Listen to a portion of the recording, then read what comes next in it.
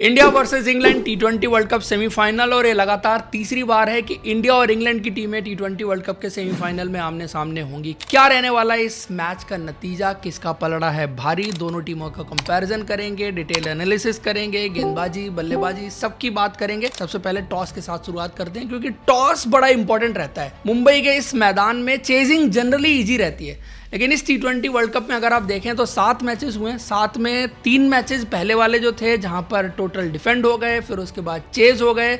Last match में West Indies ने 250 run बना दिए थे बोर्ड पे, तो वो तो चेज नहीं होना था। जब इतना बड़ा स्कोर हो गया तो काफ़ी इवन रहा है। पहले फेज़ में टोटल डिफेंड हो रहे थे, बट दूसरे फेज़ में टोटल इतनी आसानी से डिफेंड नहीं हुए। वैसे भी अगर आप आईपीएल में देखते हैं तो इस ग्राउंड पर टोटल डिफेंड करना इसलिए भी मुश्किल है कि एक तो ड्यू एक बहुत इंपॉर्टेंट फैक्टर रहता है, जैसा 2016 के टी20 वर्ल्ड कप में भी इंडिया के साथ हुआ था, वेस्ट इंडीज़ ने जो मैच जीता था। और दूसरा वैसे भी इस ग्राउंड पर आपको शॉट्स की वैल्यू अच्छी मिलती है। तो टी20 क्रिकेट में वैसे भी रन चेज जो है कंपैरेटिवली बड़े फॉर्मेट के आसान माना जाता है। तो यहाँ पर जो भी टीम टॉस जीतेगी पहले चेज ही करना चाहेगी। चेज करते हुए एक ही चैलेंज हो सकता है कि सेकेंड इनिंग में जब फास्ट बॉलर गेंदबाजी करने के लिए आते हैं तो थोड़ा बहुत वहाँ पर सी मूवमेंट देखने को मिलती है, जो सी ब्रीज की वजह से वहाँ पर रहती है। पहले गेंदबाजी करते हैं तब भी थोड़ा बहुत होती है, बट सेकेंड इनिंग में भी रहती है।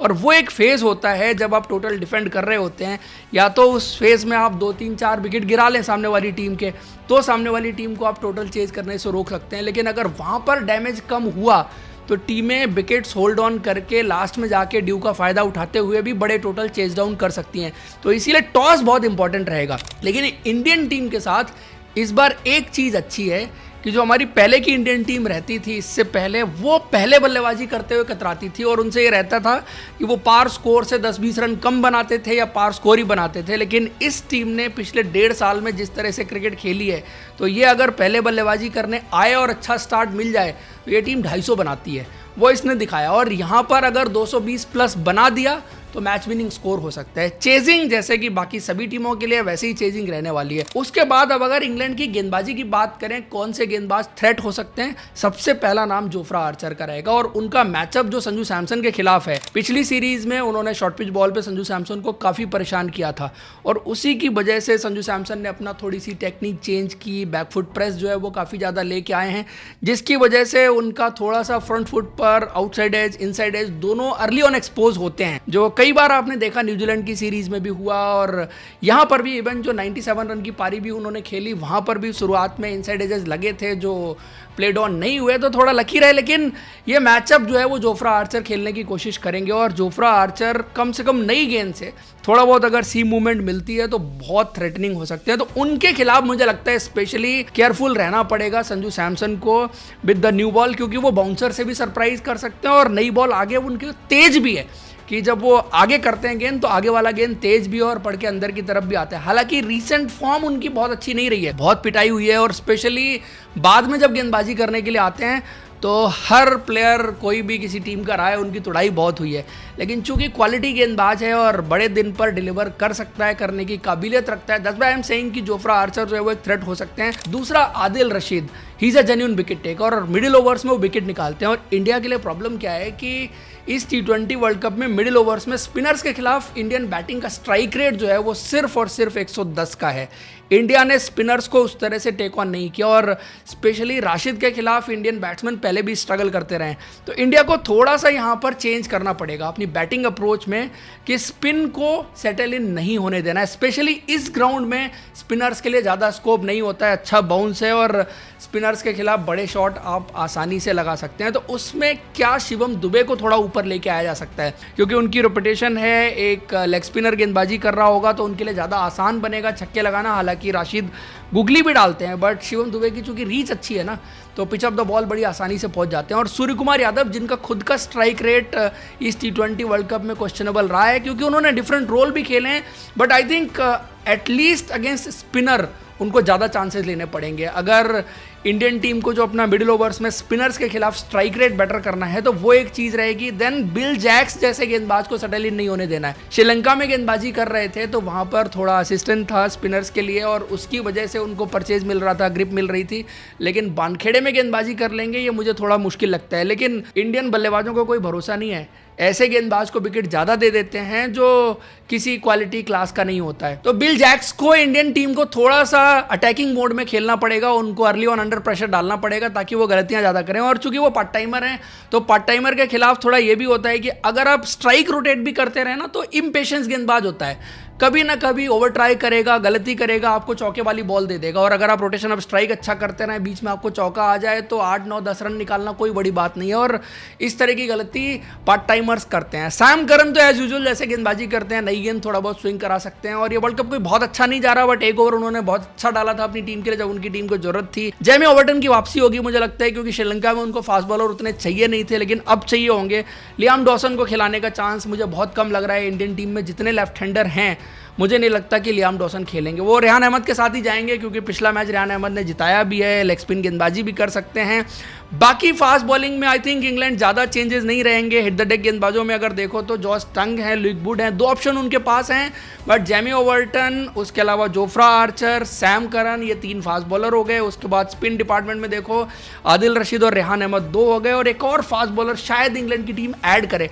लेकिन इंग्लैंड की अप्रोच ये रहती है ना कि बैटिंग लंबी होनी चाहिए, गेंदबाजी में कॉम्प्रोमाइज़ कर लेंगे। ये देखना इंटरेस्टिंग रहेगा कि इंग्लैंड की अप्रोच क्या रहती है, वो एक्स्ट्रा गेंदबाज खिलाते हैं या नहीं खिलाते हैं। फिर आ जाइए इंग्लैंड की बल्लेबाजी में, और बल्लेबाजी में हैरी ब्रुक्स की फॉर्म बड़ी शानदार रही है। लेकिन हैरी ब्रुक्स की एक बात है कि स्पिन उतना अच्छा नहीं खेलते हैं। सिंस द डे जब वो एसआरएच के लिए खेले थे अपना पहला सीजन, और वरुण चक्रवर्ती ने लास्ट सीरीज में उनको जिस तरह से नचा के रखा हुआ था, लेकिन इस बार कहानी थोड़ी डिफरेंट है। वरुण चक्रवर्ती अंडर कॉन्फिडेंट हैं और हैरी ब्रुक्स शायद ओवर कॉन्फिडेंट। जिस तरह से श्रीलंका में खेल के आए हैं और एक सेंचुरी उन्होंने जिस तरह से लगाई थी, लेकिन वैसे देखो स्पिन के खिलाफ बहुत कन्विंसिंग तरह से नहीं खेलते।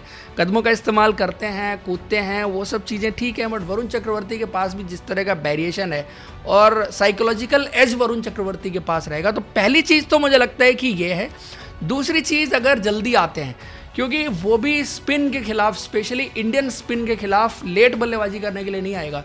जैसे वो उस वाले मैच में जहां सेंचुरी बनाई थी वहां नंबर 3 बल्लेबाजी करने के लिए आ गए थे। मुझे लगता है कि हैरी ब्रुक्स इस तरह की स्ट्रैटेजी बनाएंगे कि जल्दी बल्लेबाजी करने के लिए आएँ, ताकि इंडियन स्पिनर्स के खिलाफ उनको बल्लेबाजी करने का मौका जल्दी ना मिले। या तो पहले आके सेटल इन हो जाएं फिर स्पिनर्स को खेलें, तो वो चीज़ वो प्रेफर करेंगे। और जब पहले आएंगे तो इंडिया का प्लान क्या होना चाहिए, क्योंकि अर्ली ऑन आके जो है वो outside the off stump extra cover की तरफ शॉट्स खेलने की तरफ देखते हैं निकल के, जैसे अभिषेक शर्मा खेलते हैं ना, सिमिलरली ये भी उसी तरह से शॉट खेलने की तरफ देखते हैं। इनके लिए भी आपको वो चौथे स्टंप की लेंथ पर बैकअप लेंथ, और वहाँ पर अगर आप गेंदबाजी करें और वेरिएशन करें और ये शॉट मारने के लिए जाएंगे, आपको वो डीप एक्स्ट्रा कवर चाहिए और डीप पॉइंट आपको चाहिए। ये 2 फील्डर रख के आप इनिशियली गेंदबाजी करें। अगर पावर प्ले है तो वहाँ पर आप इनके खिलाफ चांस क्रिएट कर सकते हैं। और दूसरा ये, शॉर्ट पिच बॉल वैसे तो अच्छा खेलते हैं, लेकिन चूंकि माइंड मेकअप रहता है ना कि आगे जाना है, और ऐसे में अगर कोई शॉर्ट पिच सरप्राइज के साथ आ सकता है तो फिर ये अच्छा रहेगा इंडिया के लिए। एक और चीज जो सूर्य कुमार यादव को नहीं भूलनी है कि स्लिप लगानी। इन जैसे बल्लेबाजों के खिलाफ अर्ली ऑन अगर आप टेस्ट मैच लेंथ पर गेंदबाजी कर रहे हैं तो वो दोनों फील्डर तो रखने ही रखने हैं, बट स्लिप जरूर लगाइए, क्योंकि वहां पर गेंद जाने की पॉसिबिलिटी जो है वो बहुत ज्यादा रहेगी। और बाकी स्पिन के खिलाफ जो बेसिकली वीकनेस है सिर्फ इनकी नहीं, इंग्लैंड के सारे बल्लेबाजों की, अगर कोई गेंदबाज स्लो थ्रू द एयर गेंदबाजी करता है और ये हवा में उसको उतना आसानी से नहीं पढ़ पाते, इनकी कोशिश ये रहती है कि ऑफ द विकेट जो है वो उसको खेलने की कोशिश की जाए। तो अक्षर पटेल हैं या वरुण चक्रवर्ती हैं, दोनों को थोड़ा सा चाहिए रहेगा कि हवा में गेंद को डिसीव कराने की कोशिश करें बल्लेबाजों को और उसमें विकेट निकालें। सिमिलरली फिल सॉल्ट के लिए भी आप देखिए कि अर्शदीप सिंह ने जिस तरह से उनको परेशान किया था, वो मैचअप भी बड़ा तगड़ा है कि अगर गेंद सीम एंड स्विंग हो रही है और अर्शदीप अंदर लेके आ रहे हैं या बाहर लेके जा रहे हैं, तो फिल सॉल्ट को और बाउंसर उनके लिए भी एक कमजोरी है। और स्पिन भी I think he is not the best batsman. Fundamental चीज़ ये है फिल सॉल्ट के लिए कि भैया इसको रूम नहीं देना। कोई भी गेंदबाजी कर रहा है ना, अगर थोड़ा सा भी रूम इनको मिलता है, फिर आउटसाइड द ऑफ स्टंप बहुत तेज़ हाथ चलते हैं इनके सामने, डाउन द ग्राउंड भी मारते हैं, मिड विकेट भी मारते हैं। बैट्समैन तो बहुत कड़क है, लेकिन शुरू में अगर आपने इनको फंसा लिया और रूम ज़्यादा नहीं दिया हाथ खोलने का, और फिर अर्शदीप वाला जो मैचअप है वो चला, वो एक इंपॉर्टेंट चीज़ रहेगी। Jos Buttler is a GOAT, but I think ये T20 वर्ल्ड कप अच्छा नहीं जा रहा, जल्दी आउट करें उनको भी। बुमराह वाला मैचअप उनके खिलाफ भी है, जसप्रीत बुमराह ने उनको काफ़ी बार इंटरनेशनल क्रिकेट में आउट किया हुआ है, और स्पेशली अंदर आती है ना गेंद जो जसप्रीत बुमराह की एंगल के साथ, वहां पर जॉस बटलर का बैट एंड पैड के बीच में गैप बनता है। तो इनसाइड एज आउटसाइड एज काफ़ी एक्सपोज किया है। आप 100% मान के चलिए, चूंकि ये मुंबई का मैदान है, इसमें England top order Indian bowling lineup के खिलाफ अगर थोड़ा बहुत भी विकेट में असिस्टेंट हुआ फास्ट बॉलिंग को, स्लिप में आउट होंगे, तो सूर्य कुमार यादव के लिए बहुत इंपॉर्टेंट पोजीशन रहेगी कि स्लिप में कम से कम एक फील्डर जरूर रहे, और आप शुरुआती गेंदों के लिए 2 भी रख सकते हैं। वो सब्जेक्टिव है कि गेम किस तरह से जा रहा है, विकेट से कितना हेल्प मिल रहा है। उसके बाद टॉम बेंटन आई थिंक इस टीम की रीढ़ की हड्डी है, सबसे ज़्यादा इंपॉर्टेंट प्लेयर जिनके अराउंड में ये बैटिंग लाइनअप खेलती है ना, टॉम बेंटन। हालांकि उतना एक्सप्लोसिव बैटिंग नहीं करते, टाइम लेकर के खेलते हैं, बट ये भी की रहेंगे इस बैटिंग लाइनअप की जो है वो धुरी रहने वाले हैं। उसके बाद जैकब बैथल को अगर आप देखो तो उनको अगर आप बॉडी में बॉल करें, शॉर्ट ऑफ लेंथ पर अगर बॉडी में बॉल करें तो पिकअप शॉट जो है वो काफ़ी मारते हैं, और वहाँ पर अगर आप पेस थोड़ा सा बैरी करें, 1-2 बॉल और डीप में फील्डर रख के, तो उधर आप चांसेस क्रिएट कर सकते हैं, जैसा हमने आईपीएल में भी कई बार देखा है। वहाँ पर उनके खिलाफ काफ़ी ज़्यादा जो है वो चांसेस क्रिएट होते हैं, वो आउट हुए हैं। विल जैक्स का टूर्नामेंट बड़ा शानदार जा रहा है, एंड में उन्होंने आके कमाल की फिनिशिंग की है। हार्ड लेंथ पर उनके खिलाफ भी आप गेंदबाजी कर सकते हैं, हालांकि उनकी बैटिंग बाद में आएगी तो ज़्यादा प्लानिंग और वो सब रहेगा नहीं तब तक, क्योंकि अगर जल्दी बल्लेबाजी आ गई या उनको प्रमोट किया गया तो फिर आप जो बेसिक प्लान जो बाकी बल्लेबाजों के खिलाफ लेके आ रहे हैं वही अप्लाई कर सकते हैं इंग्लैंड की टीम के खिलाफ। और इनका थोड़ा शॉर्ट पिच बॉल जो है वो कमज़ोर पक्ष है, क्योंकि खड़े रहते हैं ना सीधा सीधा, और उस पोजीशन से ये पुल करने की तरफ देखते हैं, तो बाउंसर इनके खिलाफ एक अच्छा वेपन हो सकता है। और बाकी हार्ड लेंथ तो इंग्लैंड के जो है सारे बल्लेबाज हैं, इन सबके खिलाफ अच्छा हथियार है, और खास करके जसप्रीत बुमराह जो डालते हैं। और एक और इंपॉर्टेंट चीज़ है इस बैटिंग लाइनअप के खिलाफ कि अगर आप अच्छा चैनल लगातार पकड़ के डालते रहते हैं ना, अच्छे डिसिप्लिन के साथ गेंदबाजी करते हैं, डॉट बॉल्स ज़्यादा होती हैं, तो बहुत इम्पेशेंस हैं, शॉट्स जल्दी खेलते हैं, गलत भी खेलते हैं उसमें जब आप जल्दबाजी करते हैं, तो वो अगर इंडिया डिसिप्लिन के साथ गेंदबाजी करे, फ्रीबीज ना दे, बाइड, नो बॉल, इस तरह की चीज़ें ना करे, और इंग्लैंड पर कंटिन्यूअस प्रेशर बना के रखे, तब भी इंग्लैंड के बल्लेबाज गलती करेंगे। उसके बाद इंडिया की बॉलिंग पे आ जाइए तो वरुण चक्रवर्ती इंडिया के लिए थोड़ा सा प्रॉब्लमेटिक बन रहे हैं, लेकिन Varun Chakravarthy is a champion player, और पिछले 1-1.5 साल में जो क्रिकेट उन्होंने खेली है, थोड़ा सा मुझे लगता है कि इंप्रूवमेंट की जरूरत है। जिस तरह से अभी बैट्समैन उनको लाइन अप कर रहे हैं, जैसे विकेट छोड़ दिया और बैकफुट पर वेट कर रहे हैं कि वरुण चक्रवर्ती को बैकफुट से ही खेलेंगे, क्योंकि काफ़ी क्विक हैं एयर में भी, ऑफ द विकेट भी। तो जो बैट्समैन थोड़ा फ्रंट फुट पे रह के उनको बैकफुट पे खेलने की कोशिश कर रहे हैं, तो उनके डंडे उन्होंने खूब निकाले हैं, और स्पेशली गेंद जो पड़ के अंदर की तरफ आती है उनकी गुगली वाली, तो वो भी एक चैलेंज रही। तो बैट्समैन ने किया क्या है कि विकेट एक्सपोज करते हैं, बैकफुट पर वेट रखते हैं और उस गेंद के लिए तैयार रहते हैं। उनको फोर्स करते हैं कि भैया वहाँ से अगर सिंगल जा रहा है, चौका जा रहा है, तो आप आगे आइए अगर आपको विकेट चाहिए। और वरुण चक्रवर्ती बार बार आगे आए हैं, लेकिन आगे आते हुए भी उन्होंने 2 चीज़ें की, एक तो तेज गेंद की है, और दूसरा वो गुगली ही ट्राई करते हैं, मतलब विकेट्स पर फिनिश करने की तरफ देखते हैं, जिससे कि बैट्समैन ने भी अब ये समझ लिया है कि वरुण चक्रवर्ती का गेंद अंदर ही आएगा, और उसी के लिए वो तैयार रहते हैं। तो 2 चीज़ें वरुण चक्रवर्ती को करनी है। पहला तो भैया प्रेडिक्टेबल नहीं होना कि गेंद अंदर ही आएगी, आप बाहर भी ले जाइए वहाँ से गेंद, पहली चीज़। दूसरा, अगर स्लो कर सकते हो ना आप एयर में थोड़ा, तो वो आपको आगे वाली गेंद पर काफ़ी हेल्पफुल हो सकता है। फिर तीसरी चीज़, क्या आप उस सिचुएशन में थोड़ा सा वाइड जा सकते हैं, wide outside the off stump जा सकते हैं। अगर तेज भी कर रहे हैं तो थोड़ा सा wide outside the off stump चले जाएं, या स्लो करें वहाँ पर, क्योंकि तेज करेंगे तो जो आपके 30 यार्ड सर्कल पे फील्डर हैं उसके ऊपर से भी बॉल जा सकती है, लेकिन अगर स्लो करेंगे तो वहाँ से बॉल खड़ी होने के चांसेस जो है वो बहुत ज़्यादा रहेंगे। तो वरुण चक्रवर्ती को थोड़ा अपनी स्ट्रैटेजी जो है वो स्पॉट ऑन रखनी पड़ेगी और प्रेशर बनाना पड़ेगा। उसके बाद इंडिया के लिए इस मैच में कौन से 2 तेज गेंदबाजों को शुरू करना चाहिए? आई थिंक जसप्रीत बुमराह को शुरू करना चाहिए, क्योंकि जॉस बटलर के साथ वो मैचअप भी है, और फिर फिल सॉल्ट के साथ भी आप देखिए तो वहाँ पर अर्शदीप सिंह का मैचअप है, but Jasprit Bumrah early on अगर विकेट्स निकालते हैं जॉस बटलर का, फिर आने वाले बैट्समैन में भी जैकब बैथल देखो, तो आई थिंक इंग्लैंड को शुरू में अंडर प्रेशर डालना बहुत जरूरी है। पिछले मैच में क्या था कि आपको अक्षर को गेंदबाजी करानी थी, वो सब ऑप्शन आपके पास थे। इस मैच में जसप्रीत बुमराह और अर्शदीप सिंह को नई गेंद से इंडिया को विकेट निकाल करके देने पड़ेंगे, तभी आप इंग्लैंड की टीम को रोक पाएंगे। फिर हार्दिक पांड्या का यूटिलाइजेशन यहाँ पर थोड़ा सा डिफरेंट तरीके से होगा, मिडिल ओवर्स में आपको उनका इस्तेमाल करना पड़ेगा। वरुण चक्रवर्ती और अक्षर पटेल को आप थोड़ा जल्दी लेके आ सकते हैं, इन केस अगर 2 राइट हैंडर खेल रहे हैं तो फिर अक्षर का भी पावर प्ले में आना बनता है, या फिर वरुण चक्रवर्ती को 2 ओवर शायद आपको यहाँ पर पावर प्ले में कराने पड़ सकते हैं, क्योंकि उनका एक खौफ भी है इस टीम में। भले ही वरुण चक्रवर्ती की फॉर्म इतनी अच्छी नहीं चल रही हो, लेकिन ये इंग्लैंड की टीम वरुण चक्रवर्ती से काफ़ी खौफ खाती है। अच्छा, एक और चीज़ है इस इंग्लैंड की बैटिंग की कि स्पिन के खिलाफ ये जब स्ट्रगल करते हैं तो कोई गेंदबाज अच्छा फ्लाइट करता है, फ्लाइट में डिसीव करता है, स्लो थ्रू द एयर होता है, तो वहाँ पर ये ज़्यादा स्ट्रगल करते हुए नजर आते हैं। राइट हैंडर कहीं है तो अभिषेक शर्मा का इस्तेमाल क्या हो सकता है, एक आधा ओवर कभी किसी स्टेज पे ट्राई किया जा सकता है, तो उसकी प्रिपरेशन जरूर करनी चाहिए। अभिषेक शर्मा को तैयार रहना चाहिए गेंदबाजी के लिए इस मैच में, क्योंकि उनके पास ये है कि अच्छा गेंद वो घुमाते हैं, स्लो भी करते हैं, आमर भी उनका अंदर की तरफ आता है। चूंकि इस T20 वर्ल्ड कप में उन्होंने उतनी गेंदबाजी की नहीं है, तो इसलिए उतना शायद कॉन्फिडेंस नहीं रहेगा, लेकिन आई थिंक एक आधा ओवर अगर ट्राई करें, सिचुएशन है तो उनको भी तैयार रहना चाहिए इस मैच के लिए। और दुबे जी जो प्रैक्टिस कर रहे थे, काफ़ी क्रिटिसिज्म हुआ कि wide outside the off stump जो है वो यॉर्कर क्यों ट्राई कर रहे हैं। आई थिंक ये मैच होगा जहां पर अगर जरूरत पड़ी, क्योंकि हो सकता है कि आपका कोई गेंदबाज थोड़ा बहुत 19-20 इधर उधर हो जाए, आपको शिवम दुबे की जरूरत पड़े।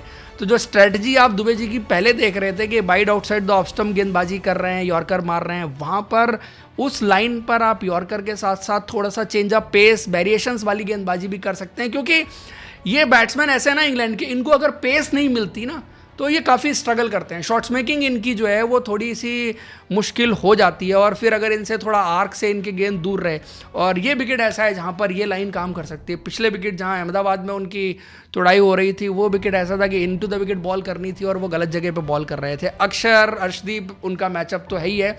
और इंडियन स्पिनर्स को भी एक छोटी सी चीज़ की यहाँ पर थोड़ा सा स्लो करने की जरूरत है, बिकॉज क्योंकि ये बैट्समैन ऐसे हैं जो पसंद करते हैं कि बॉल जितना तेज आए उतना अच्छा है उनके लिए। उसके बाद अगर इंडियन बैटिंग की बात करें तो अप्रोच करने के लिए यहाँ पर आपको सिंपल पहले कुछ गेंदें आप सी ऑफ करें, अंडरस्टैंड करें कि सामने वाली टीम का प्लान क्या है, और उसके बाद थोड़ी देर परसेंटेज क्रिकेट के साथ आप स्टार्ट करें, एंड देन फिर आपको बॉलर्स टारगेट करने पड़ेंगे कि कौन सा बॉलर वीक है।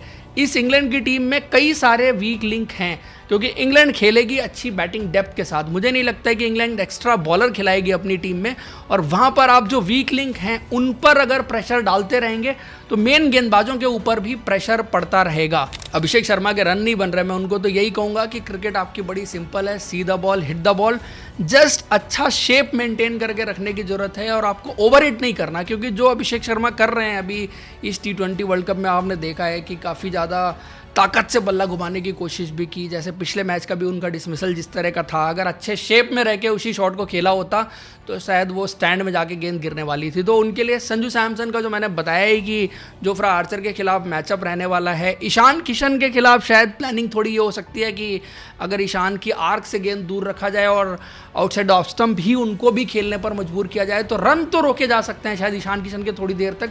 लेकिन ये इंटरेस्टिंग रहेगी बैटल। सूर्य कुमार यादव को स्पिनर्स को टेक ऑन करना ही पड़ेगा, और दुबे जी को थोड़ा सा ऊपर बल्लेबाजी करानी पड़ेगी, या हार्दिक पांड्या को भी करवा सकते हैं। ऐसी हार्दिक पांड्या जो है वो स्पेशली लेग स्पिनर्स के खिलाफ भी अच्छे छक्के लगाते हैं, और अगर मान लीजिए फिर दूसरे एंड से बिल जैक्स हुए तो वो भी उधर मैचअप अच्छा बनता है। हालांकि रेहान अहमद या जो भी रहेंगे, हार्दिक पांड्या दुबे में से जो भी रहे, 5 number I think Tilak Varma को आपको थोड़ा सा फिर रोकना पड़ सकता है इन केस अगर आपको ज़रूरत है।